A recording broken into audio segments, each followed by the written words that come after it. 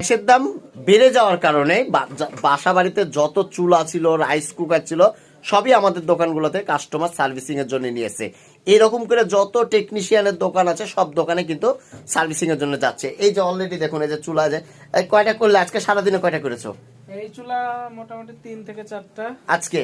আর rice কুকারও 3টা। আইসে customer কি বলছে, মানে সবচেয়ে বড় বিষয় কি বলছে? পানি গরম করছে রাইস কুকার গুলোতে।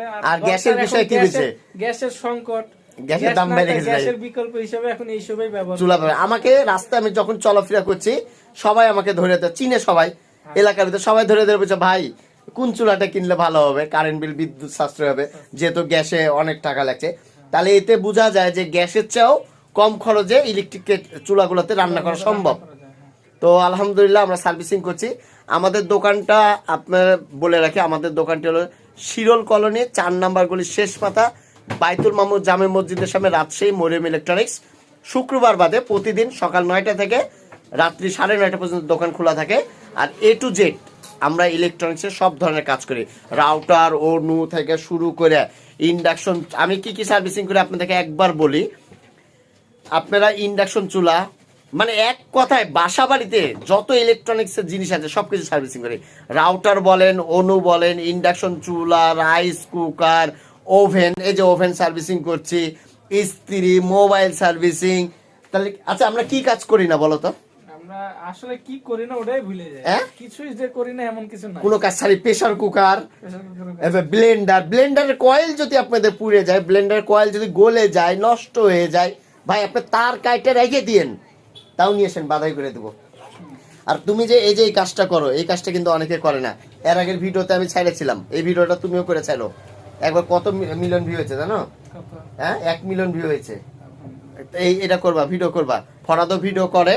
আমার আর একটা পেজ যেটা ইলেকট্রনিক্স DIY ডাই, আমারটা ড্রাই, ঠিক আছে, ওইটাতে করছে।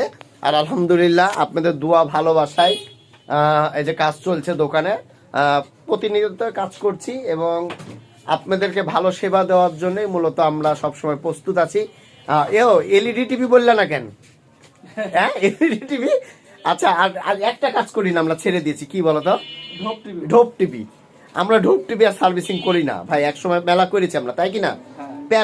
প্যারা কিরকম আপনাকে বলি, কাস্টমার কাছে 500 টাকা বিল করলাম, কিন্তু টিভিটা কিছুদিন চালাতে পারছে না, টিভিটা নষ্ট হয়ে যেতে, ঘন ঘন নষ্ট হয়ে যেতে। একটা কাস্টমার সাথে খারাপ মানে রিলেশন হতে পারে। এর জন্য আমরা কি করি যে বাদি দিয়ে দিয়েছি, ভাই আমার টাকা ইনকাম করার দরকার নাই ভাই, কাস্টমার সাথে একটা ভালো সুসম্পর্ক দরকার। কি হ্যাঁ, আজ কয় বছর হলো মামা? কুরবানি আসলে 2 বছর হবে। হ্যাঁ, 3 বছর। আমি আমার বাড়ির তো টিভি সারিনি, বলো। আশ্চর্যজনক, আমার বাসায় টেকনিশিয়ান নিয়ে গেছে আমার সুহাগের ভাইকে, নিয়ে যে বলছে যে টিভি সারে, বলছে আপনার ছেলে তো টিভি সারে।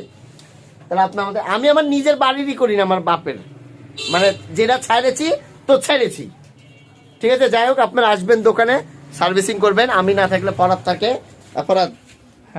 ফরাদ থাকবে, সমস্যা নেই ইনশাল্লাহ, কোনো সমস্যা নাই। মামা ভাগনা দুজনে থাকি আমরা। আপনারা দোয়া করবেন আমাদের জন্য, আল্লাহ তাআলা আমাদেরকে সুস্থ রাখে আর আপনাদেরকে ভালো সার্ভিস দিতে পারি।